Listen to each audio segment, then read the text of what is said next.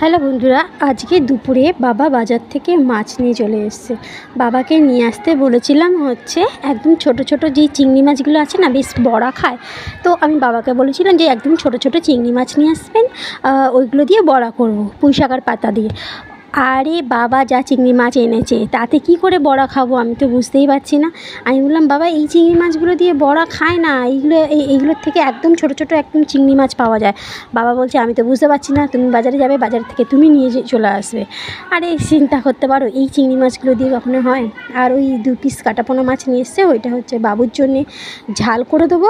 আর এই চিংড়ি মাছগুলো দিয়ে ভাবছি যে আলু দিয়ে পটল দিয়ে একটা ঝোল করব।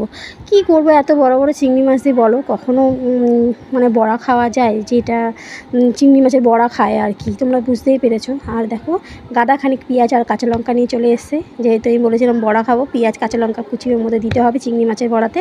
তো বাবা এত পেঁয়াজ রসুন কাঁচা লঙ্কা নিয়ে চলে এসছে, কিন্তু ওই চিংড়ি মাছগুলো আমি একদমই নষ্ট করব না, ওইগুলো ঝোল তৈরি করব আজকে।